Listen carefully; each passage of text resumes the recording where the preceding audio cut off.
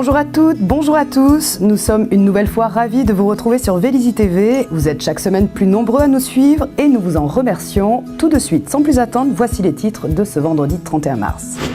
Retour en images tout d'abord sur le Salon des vins et des produits régionaux. Petite parenthèse écologique ensuite avec l'opération Forêt Propre. Puis nous vous dresserons un résumé du dernier conseil municipal.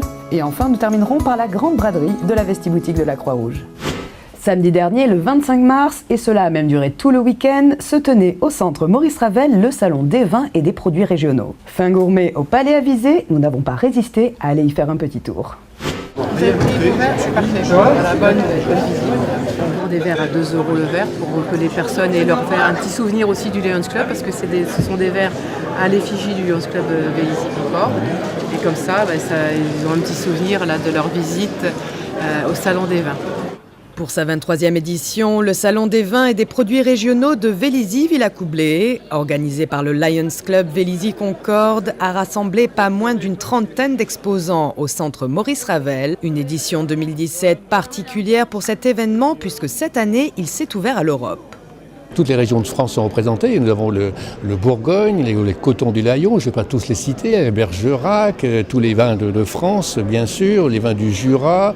Nous avons aussi une marque de champagne, des fruits aussi, fruits déshydratés. Nous avons aussi, alors quand je disais ouverture à l'Europe, c'est tout simplement, nous avons aussi des produits espagnols pour la première fois cette année. Et donc nous espérons que les années prochaines, on aura d'autres produits, même des produits italiens, voire allemands aussi, puisqu'on a une demande très forte pour la participation. Nous avons des nouveaux exposants, notamment tout ce qui peut être aussi bien les nouveaux vins avec des vins bio, aussi pour la première année, puisque c'est très tendance à l'heure actuelle. Du vin et du vin, mais pas que, puisque le salon ne fait pas uniquement la part belle à la vigne. La gastronomie locale y était également représentée. C'est le salon des vins et des saveurs, puisqu'il y a aussi d'autres tendances du genre les chocolats, puisque c'est aussi très à la mode. On a des chocolats, nous avons 2 exposants de chocolat, dont un exposant sur Vélizy cette année. Et dans les saveurs, il y a aussi tout ce qui va être produits plutôt parfumés, vins parfumés aussi, pour la première fois cette année, notamment avec des vins à base d'hibiscus. Pour cette 23e édition, il était ainsi possible de retrouver des biscuits et des fruits secs, du jambon, des olives, du saucisson de Corse, du foie gras, des spécialités venues du Béarn et de l'Aragon espagnol, ou encore des produits crétois. Je me suis spécialisée dans les produits crétois de qualité pour faire connaître aux Français un petit peu ces produits que l'on trouve très rarement chez nous. Je ne suis pas originaire, mais j'étais dans le tourisme pendant 25 ans. J'ai eu l'occasion d'aller en Crète de nombreuses fois, ce qui m'a amené à des hôteliers réceptifs qui m'ont amené à des producteurs d'huile d'olive. Et j'ai pu faire ma sélection vers des producteurs qui participent à des concours et qui sont médaillés d'or ou primés plusieurs fois. J'ai essentiellement de l'huile d'olive avec des taux d'acidité différents. Sinon, j'ai du miel aussi, du miel de thym, des huiles infusées, basilic, thym, origan, piment. Et j'ai du vinaigre balsamique au miel bio. De quoi bien se régaler en essayant et dégustant ces différentes saveurs lors du salon. Et pour faire durer le plaisir, rien de mieux que repartir avec quelques victuailles dans son sac. Samedi 25 mars, toujours, était organisée une grande opération Forêt Propre. 6 points de départ avaient été définis pour le ramassage, concernant donc 6 communes et 2 départements, les Yvelines et les Hauts-de-Seine. Nous nous sommes rendus sur celui de notre ville, au Babillard, en face du quartier Louvois. Les déchets sont un véritable fléau pour la forêt. Afin de sensibiliser le public aux enjeux de propreté, les usagers de la forêt sont invités à se mobiliser un après-midi pour ramasser les déchets en forêt. Telle était l'entête du communiqué de presse publié par l'ONF pour l'opération Forêt Propre organisée le samedi 25 mars pour la forêt de Meudon. Une action initiée par le comité de sauvegarde des sites de Meudon en collaboration avec 14 partenaires. 6 sites étaient concernés. Pour celui de Vélizy, l'opération était encadrée par l'association Ursine Nature. Ça, c'est un peu la première fois qu'on le fait à cette époque-ci. On avait des réserves sur les choix de date dans cette période, c'est le printemps. La végétation reprend et c'est peut-être pas très bon de piétiner la végétation. Bon, ceci étant, maintenant, les gens s'enfoncent pas trop dans le bois. On leur conseille pas d'ailleurs parce que c'est pas là qu'il y a le plus de saleté et de déchets. Mais en revanche, c'est la première fois qu'on y participe, oui. Jusqu'à présent, on faisait des opérations forêt propre avec les écoles. Et on en fera toujours d'ailleurs. C'est vraiment... la forêt de Meudon est plus sale que les autres. Enfin, c'est vraiment... Que les autres, je ne sais pas, mais elle est moins sale qu'autrefois. Mais vous savez que la première opération forêt propre que nous avions faite avec les enfants des écoles, on avait récolté 4,5 tonnes de déchets. 4,5 tonnes. Et ce n'était pas sur toute la superficie de la forêt, donc je vous laisse à penser ce qu'il peut y avoir sur le reste de la forêt. Et en effet, sur ces actions de protection de la nature, force est de constater que les enfants se montrent de plus en plus engagés, n'hésitant pas d'eux-mêmes à venir seuls ou accompagner leurs aînés bénévoles.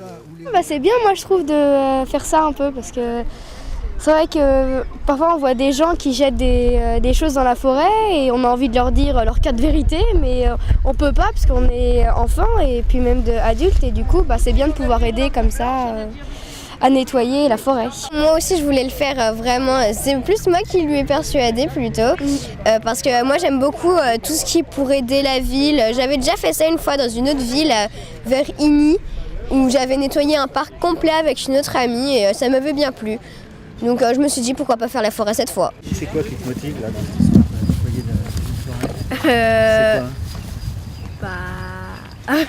C'est quoi De la nature. Protéger la nature, ouais. Alors c'était drôle parce que c'est une chose où elle me disait qu'elle aimerait bien le proposer au conseil. Elle n'est pas au conseil municipal des jeunes, mais elle disait que ce serait bien que le conseil municipal des jeunes le fasse.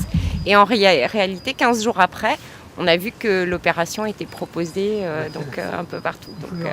Donc voilà, c'est très bien finalement. J'y passe beaucoup de temps dans la forêt, donc à chaque fois que je trouve des ordures de droite et de gauche, je dis franchement, les gens sont de plus en plus sales. N'est-ce pas? Voilà. Vous ne ratez jamais les opérations organisées comme ça par l'ONF? Quand il y a et que je passe par là, effectivement, je participe. Déjà l'année dernière. Lors de l'opération 2016 Forêt propre de Meudon, 800 bénévoles se sont mobilisés sur les 6 communes pour près de 7 tonnes de déchets ramassés. Après un mois d'absence en février, le conseil municipal de la ville était de retour mercredi. Un rendez-vous démocratique rapide avec des points quasiment tous votés à la majorité. Voici ce qu'il fallait en retenir. Alors dans ce conseil, bonsoir à tous. Il y a quelques points que je qualifierais de... pas vraiment mineurs, mais pas particulièrement importants non plus, puisque les points importants ont été repoussés au prochain conseil, où on verra la construction du nouveau centre sportif, d'Exelmans, etc. Par contre, il y a un point d'attention particulière où j'ai interpellé le maire, c'est sur la suppression d'un poste d'un employé qui est présent depuis 30 ans en CDI, environ 30 ans en CDI à la ville de Vélizy, et j'ai été rassuré lorsqu'on m'a dit qu'on lui promettait de le réembaucher sur un autre poste qui reste ouvert, un poste de cadre ouvert dans la mairie. Donc ça, c'est un point particulier qu'il fallait absolument soulever, parce que c'était une première de la ville de Vélizy, supprimer un poste quand quelqu'un occupait ce poste. Alors le deuxième point est plutôt relatif au centre sportif et culturel d'Exelmans, où mon collègue a posé la question sur la gestion du parking.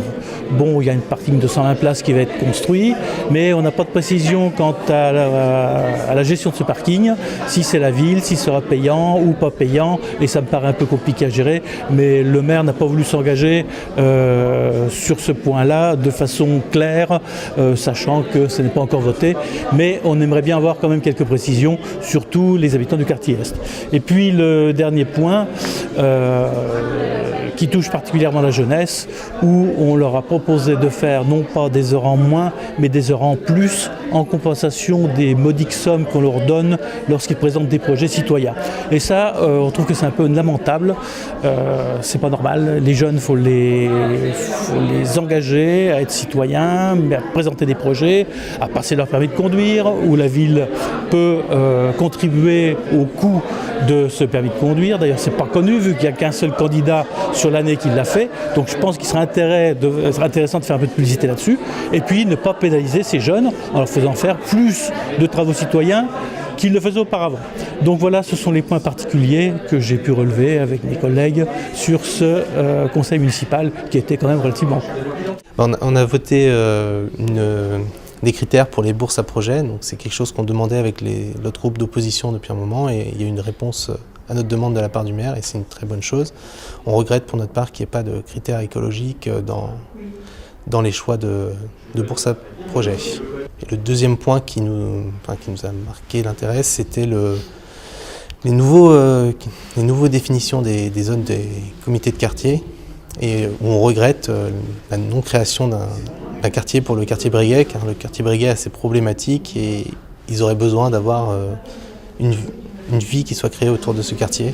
C'est dommage parce que les habitants du quartier sont un peu laissés pour compte depuis le début du mandat et les problèmes persistent. C'est une problématique qui est compliquée et effectivement il faudrait en reparler plus longuement et on est un peu sorti du débat. Mais écoutez, je crois qu'on peut retenir le vote d'une délibération importante qui est celle qui prévoit la stabilité, le maintien des taux des impôts communaux. Vous savez que nous sommes dans un contexte où, devant les difficultés financières que rencontrent beaucoup de collectivités locales, nombre d'entre elles relèvent les taux de leurs impôts. Par bonheur pour les Vélisiens, je peux dire, voilà, notre commune décide de maintenir la pression fiscale, de ne pas l'augmenter. Donc les taux de la taxe d'habitation, le taux de la taxe foncière sur les propriétés bâties et le taux de la taxe foncière sur les propriétés non bâties resteront au même niveau qu'en 2016. Je peux ajouter aussi que pour ce qui est des impôts que perçoit Versailles Grand Parc, c'est aussi le principe de la stabilité des taux qui a été retenu. Voilà, bien entendu, nous ne sommes pas responsables à Vélizy des impôts qui reviennent notamment au département. On sait que l'année dernière, le département a beaucoup augmenté le taux de la taxe foncière qui revient à cette collectivité locale. Je ne sais pas encore ce que va faire le département pour 2017. Mais voilà, je le répète, pour ce qui est des impôts qui reviennent à notre commune, c'est la stabilité qui prévaut pour 2017. Tel que nous vous l'avions annoncé la semaine dernière, cette semaine, et en particulier mercredi, jeudi et vendredi, se tenait la grande braderie de la Vestiboutique de Vélizy-Villacoublay. De quoi s'agissait-il et finalement, quelle était la différence par rapport à une journée normale à la Vestiboutique? Micheline et Martine, membres de la Croix-Rouge, nous l'expliquent. Déjà, tout est vendu à moitié prix. 50% sur tous les vestimentaires, sur les chaussures, sur tout. Une paire de chaussures neuves, c'est 3 €, une parka, c'est 5 €, donc ça fait 2,50 €. Les draps, c'est 1 € le drap, c'est 1 € les 6 serviettes de table. La seule chose qui soit à plein tarif, c'est la vaisselle. Ça, c'est exceptionnel. La braderie, c'est à chaque fin de saison. Là, on vient de finir l'hiver, donc on voudrait bien qu'il parte beaucoup de choses. On a des quantités de cartons marqués été. Donc on va ranger tout ce qui nous restera d'hiver. On espère qu'il n'en restera pas trop. Et pendant les vacances, on va réinstaller les affaires d'été. Il faut savoir que ça fonctionne bien tous les jours. Hein. Voilà, vraiment. On a vraiment un chiffre d'affaires important et c'est de l'argent qui rentre dans les caisses de la Croix-Rouge. Parce que bon, nous, on est tous des archi-bénévoles jusqu'au fond du cœur. J'allais m'exprimer autrement, mais je ne vais pas le dire. Moi, ça fait 9 ans que je suis bénévole à la Croix-Rouge de Vélizy. Donc, j'ai commencé en faisant du transport solidaire pour les personnes âgées. Ensuite, j'ai rejoint Micheline ici et ça me convient bien. Voilà, je me trouve bien et puis je suis au service des gens et j'aime beaucoup ça, quoi. On est 25 bénévoles quand même à tourner là et c'est très très important et puis ça tourne tous les jours. C'est à ça qu'on sert et je pense qu'on sert quand même beaucoup.